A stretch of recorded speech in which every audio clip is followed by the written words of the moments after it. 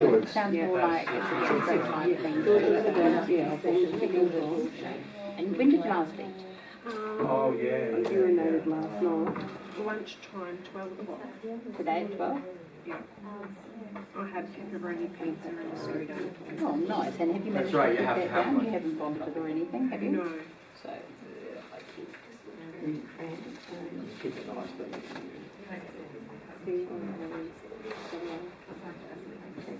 so just answer the two. The first Sam, two what were you pages, doing? You were third walking page through the is forest before this and there was no one so that'll be 1, 2, 3, 4, 5, 6, 7, 8, 9, 10. No problem. Well,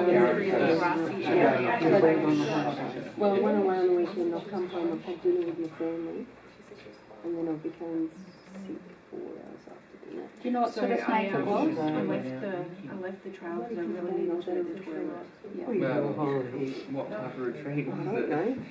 Alcohol wisdom? Not 100% sure.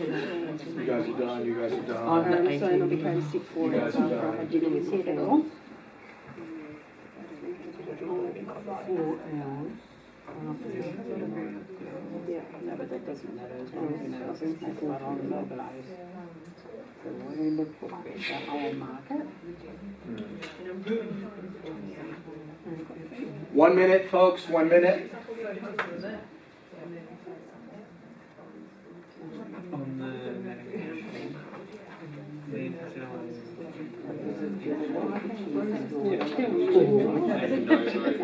you.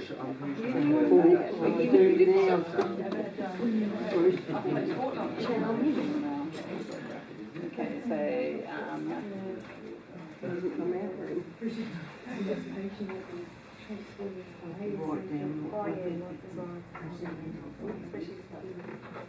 so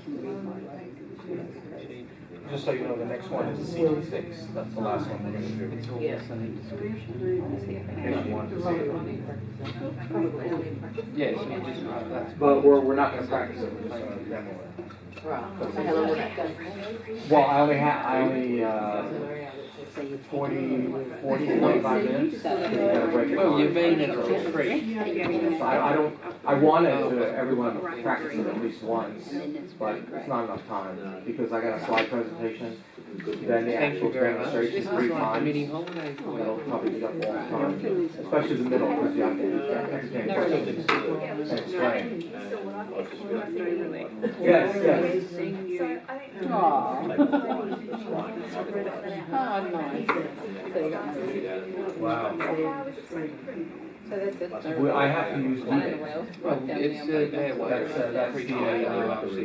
the scheme. I know, So it's but demonstrate, it's explain, demonstrate. What happens when you have shell Coach. Harvard U's got You will, obviously, because that's why you have endings, so what happens No, when C you is have coaching, and T is testing and and practice. you only have an EpiPen, you don't have another medication? Yeah, but They got you've been I know. But I can't do the whole thing. I'm only doing DED. I'm doing a PowerPoint presentation, a short film, and DED. They said only 40 minutes.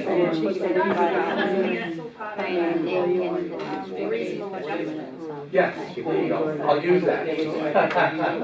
How we doing, folks? Guys, I need to wrap it up because we have another session after this. Sweeting, and you've got 0 vomit, sugar, 0. Ladies and gentlemen, if you please. Yeah, we gotta move along. Okay? So if you haven't finished, I'm sorry. But you know, I have time constraints here, folks.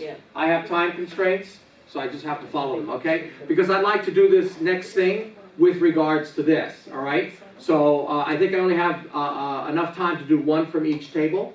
So I'll attack the closest person, all right? So John, how about you? Could you tell us what you've discovered in your interview?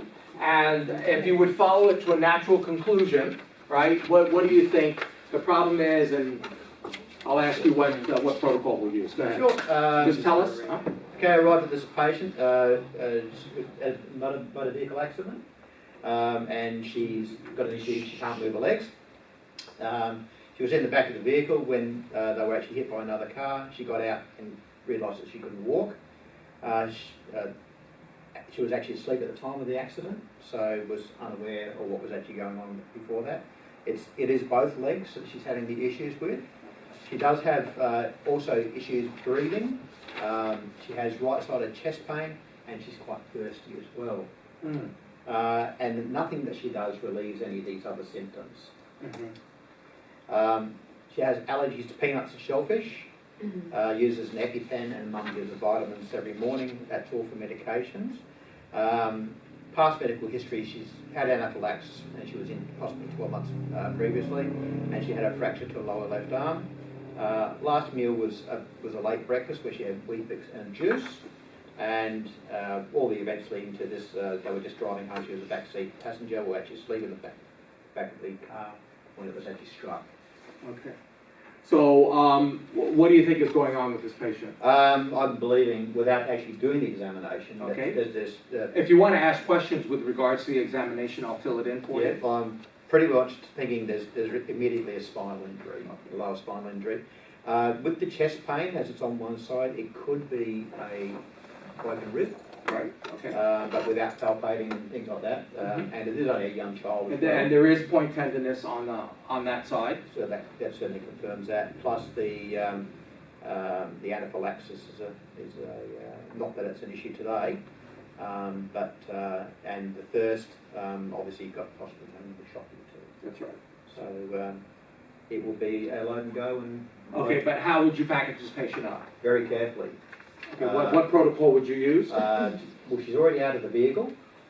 But she's lying on the ground. Lying on the ground, so we would use the spine board, back mat, and collar. And we would then, with many hands, load and get straight off the hospital. Okay, good. All right. Everybody understand what happened here? Right? So this is a 5-year-old who was hit broadsided, right, in a vehicle. When she wakes up from being unconscious, she goes to open the door to get out. She opens the door and she falls out, right? Because she can't move her legs. Okay, so something has happened to her spine. She was paralyzed from the waist on down. So we have a protocol for treating spinal injured patients. And the protocol states that if you have paralysis, then that is an indication for complete immobilization, as John just pointed out, right? Which is a cervical collar and a vac mat. That's what we use in this system to manage this problem. Okay, everybody good? John, thank you very much. That was excellent. All right, Alicia, what, you're number 4? Yep. Okay, why don't you tell us? To a 18-year-old male patient that was complaining of bleeding and severe pain in his left arm. We found that he had fallen off his motorised bike and landed on his left arm, which exposed the bone and had some bleeding. It happened 30 minutes ago, and he was confused, diaphoretic, had confused bleeding, heart palpitations, and open laceration to the left arm. He hadn't had any pain relief. He was allergic to NSAIDs, gluten, and cat dander. The medications he was on was antihistamine, Lantus, insulin, and Neurogramin. Past history included type 2 diabetes and a left leg fracture 12 months ago. He last ate at 8 o'clock this morning. He had a normal breakfast and coffee. Urinated 2 hours ago and defecated yesterday afternoon. So, yeah, and he was on his motorbike and fell off. Okay. All right, so if we follow this case to its natural conclusion, what else would you want to know? What other assessments would you be doing? You know. I would do like some observations. Right, that's good. Like, All right. yeah, head to toe examination. That's right. Yep. Neurological. Okay. He was confused. Okay, so his other signs and symptoms were confusion, rapid breathing, profuse bleeding, palpitations, open laceration, and he was cold and sweaty. Okay, so just hold on to that for a second. So the number one thing that jumps out at you with regards to his injury is what does he have? So a bit of shock probably, Oh, that's the secondary part. You stole that from me. Yeah, so he's got the fractured arm, right? The open fracture with lots of bleeding. But it's the associated signs and symptoms that are telling us that he's sliding into shock. Now, you're an ambulance officer. All right, so what can we do for this guy, and what protocol would you use, if any? So I've been controlling the bleeding. Right, okay. And that's in basic care and life support, right? Anything else? Immobilisation for women Okay. and consulting for clinical support for the treatment of shock. Right, because that's really imperative, because he's going into shock. As ambulance officers, can we do anything about the shock, managing the shock? There is one thing we can do, Elevate the legs. control the bleeding. Control the bleeding. That's about all we can do. So what this patient needs is IV fluids, right? And so you need advanced life support for that. So if we miss that, if we miss the second part, because here we see a gruesome injury of the arm, right? These other signs are kind of subtle, right? And if we miss it, we're going to end up with a dead patient, right? So very good, Alicia. Excellent. All right, so that was 2 trauma cases. I need a medical. So did you have a medical? Yeah. Kelly, would you do the honors? What number was that? Number 2. Okay. So I just want to keep a balance, medical and trauma. Okay, guys? Okay, go So ahead. I've been met by a 17-year-old girl who was late arriving to babysit her 10-year-old brother, only to find him unconscious. So on my arrival, the description of what I've been able to see and ascertain is that the patient's blue, pale, slow breathing, and repeat themselves. We're unsure about when this onset occurred because the sister was late, so it could have happened in the last 30 minutes. From what we can see, there's no signs of trauma on the body, but that's not to say nothing's come through. Whether or not also BGL, I'm not sure in regard to other signs and symptoms. In regard to pain and whatnot, we haven't been able to give relief because obviously the patient's unconscious, so we don't know if they're in pain.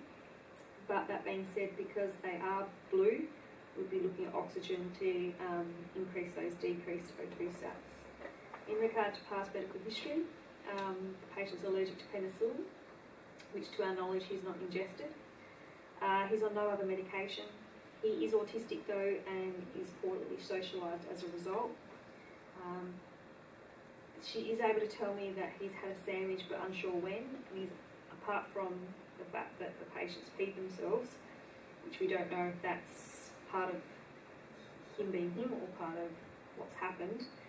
So we don't know if that's part of that or whether or not when he last pooped as well hasn't been really ascertained because again, this child's not normally in the care of a sister. Leading up to the event, to the sister's knowledge, there was no medical or signs and symptoms of anything leading up to. But that being said, the child was left alone, so poisoning or some other trauma is a possibility as well. Okay, so this case is an overdose case. Okay, and that's the way I wrote it. I made it a little bit difficult because there's only one hint that will tell you that's what it is. Chemo medication. Not chemo, but if people who are suffering from cancer do get chemo and radiation, but they're usually in a lot of pain. So, what does Grandma have in her house? Speak up, Rose. Oxycodone, all right? So this is a very common medication for cancer sufferers. Okay, so we've got a young child, 10 years old, who, because there's no other evidence to point to anything else other than the fact that it said Grandma's cancer treatment, right? So I'm asking you to, use your previous knowledge of people's conditions and what kind of medications they're on, right? So I'm pushing the envelope here, but I can justify it, right? So we've got this kid who ingested narcotics, right? So why would a 10-year-old kid be unconscious on a couch and be cyanosed? Seizure? That's one, right? But there's no history of seizure activities, right? But that would be a differential diagnosis. You're right. Okay, so I just introduced a new term, and that's differential diagnoses.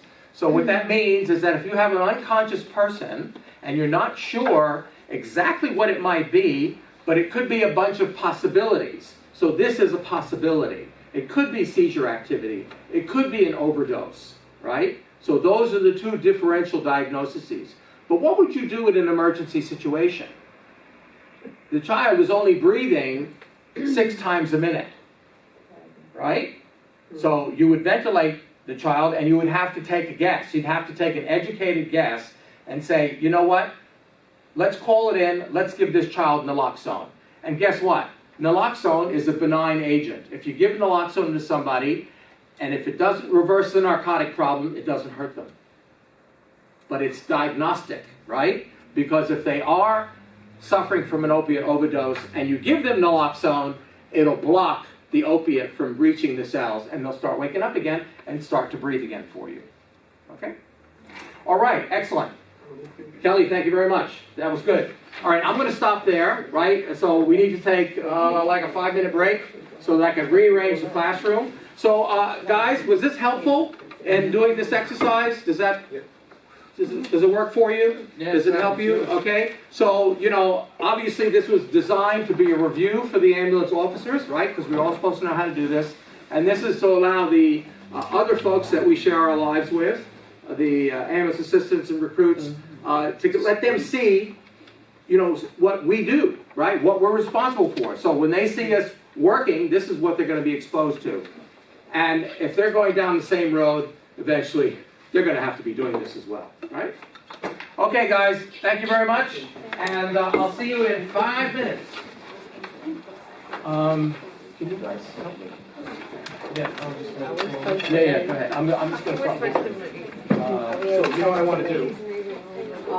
You know I want to do this. So we'll be here. The chairs all the way around. Exactly, on the parade for there. Now, No, we're doing demos only. Watch show and tell. Okay, guys, can you take all the stuff off the desks, please? Because I got to make the desks disappear. Yeah, I wouldn't ask you to do that. These fold, right? they do, yes.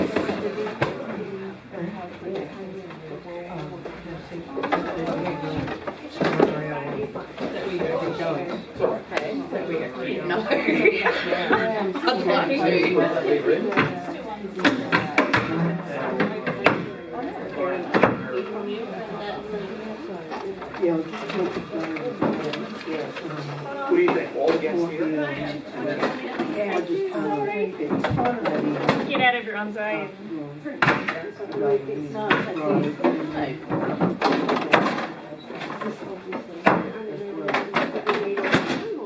I'll leave the chairs out, leave the chairs out. We're going to make a U. Do you want these folded as well?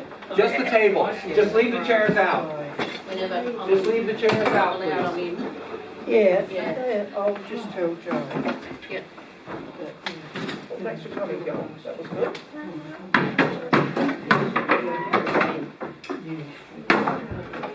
Had a good teacher.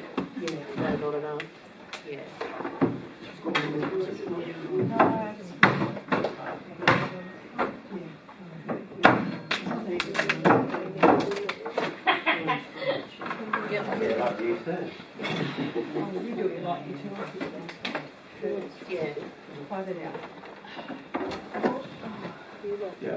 So folks, we're going to do a demonstration up here. So we'll just make a half moon so that everybody has a good view.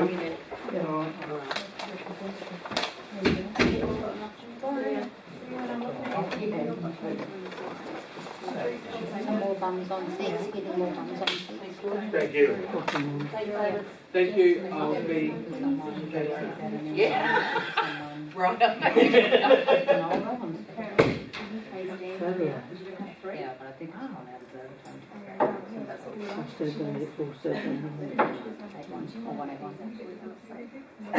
Yeah. Once we do great. Gosh, you do some miles to do overtime. And then likewise, most people when they volunteer at the station, they come from their camping. You guys are Let me just check my camera. That's a huge area. That's amazing. I know that you just don't get it before. 1 hour and 16 minutes. 11 hours worth. That's really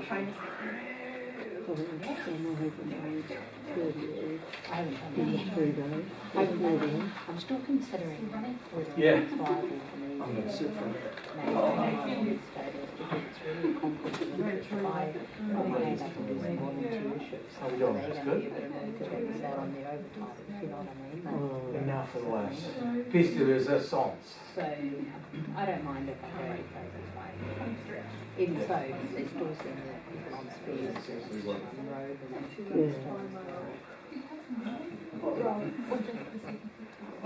Just a second. okay. And I set it up already. Keep on hanging around. Shrunk down. Trying to fly under the radar. Adelaide will do a day. Then it's type training in June and then again in November, and that'll be the whole.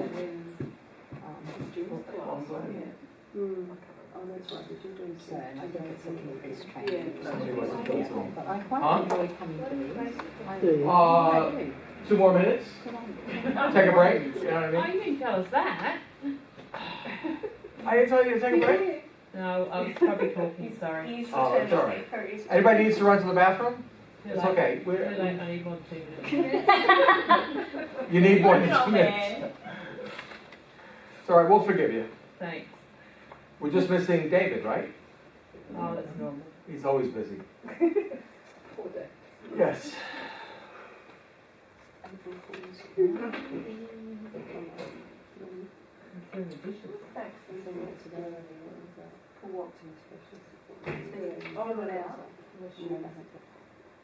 Oh, so you lost the receipt? No. Oh, that, you don't need that. That's not right. Yeah, you just fill out the reimbursement form. Good day. Yeah, just clean in the microwave. Oh, my teeth's like everywhere. It's like the challenge meal. I got the steak and sweet potato. It was spicy but delicious. And it went everywhere, didn't it? Hey, all I can tell you is whatever you do, don't leave the cauliflower in the fridge and forget about it. It Stinks.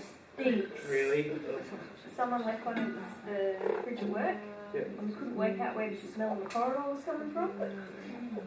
That's how bad it was. Every time someone opened the fridge to get a look at, put their thing in, it left out another waft. And of course, every time the tea room door got open and closed, it wafted into the corridor.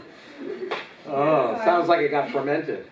Yeah, well, let's just say it ended up in the bin. Anyway, folks, if we could just proceed, this is going to be our last session for tonight. Okay, and we're going to change it up. We'll do a psychomotor skill. So the skill that I've elected to do is the Fairtech CT6 femur traction splint. One of the reasons that I wanted to do it is because I use other traction splints, but not that one. And funny enough, the CT6 is made in America, which is where I'm from, and then I had to come all the way to Australia to learn how to use it because they don't really use it regularly over there, but they use it here. And that's fine because a new experience is always valuable to me, and especially one that works fairly well.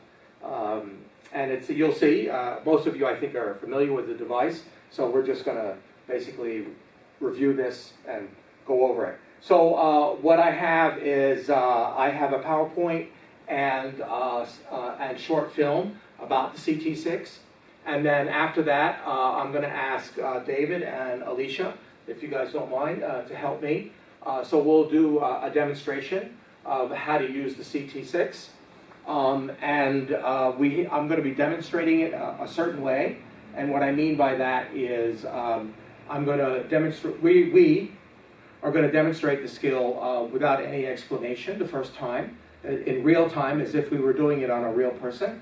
And then we'll re-demonstrate it again, and I'll just break it down step by step, all the things that we're required to do in order to successfully apply the traction splint, and then the third time we'll just re-demonstrate it again, okay? So there's a reason as to why we need to do this, because this is the Australian standard in teaching psychomotor skills, okay?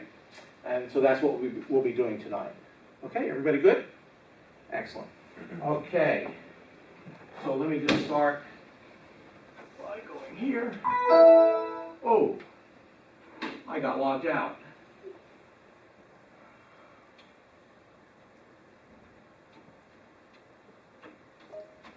Okay, now.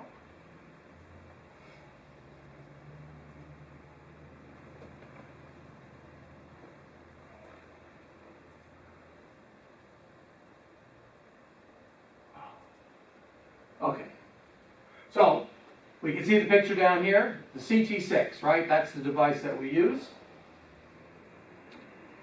Okay, so what is this CT6 traction immobilization device used for, and from whom can we use it on? Okay, so it's indicated for patients who are suffering from a mid-shaft femur fracture. Okay, so the femur is a long bone. You basically, if you have a fracture at the upper end of the femur or the lower end, you can't use it, but it's mid-shaft, the middle of the bone. That's when this device is indicated. You can also use this device, one device, for pediatrics and adults, because it was invented in a pretty neat way in that it's expandable and collapsible, right? So you can adapt to the size of the individual. Now, one CT6 is good for one leg, right? So it's good for a unilateral fracture. But what happens if you have a patient who has both femur fractures? You get another, sorry? Get back up and get another one. That's right, you get another CT6. So you can use it on one leg, and then you get another CT6 and you use it on the opposite leg. Okay, so it's good for bilateral femur fractures. It's also good to be used for someone who has a pelvic fracture and a femur fracture, okay? Now, I just want to point something out. This information is based on the information that I'm sharing with you with the femur and the pelvic fracture. That comes from the manufacturer, and that there are many systems who use this device allow this to be used, okay? I want to tell you that in SAS, it is contraindicated to be used with a pelvic fracture. If you have a pelvic fracture, if you have evidence of a pelvic fracture, which is instability of the pelvis, right? You go to touch the pelvis and it's moving when it shouldn't be moving. That's the first indication, plus the mechanism of injury. Let me slow down. And the history of the presenting illness will all point in that direction. So if we are in SAS land, and you have a patient who has a pelvic fracture with a femur fracture, we don't use this device, okay? Okay, but in other systems, and from the manufacturer, what they want you to do is that if you have the pelvic fracture and you have a femur fracture, they want you to put the pelvic binder on first, okay?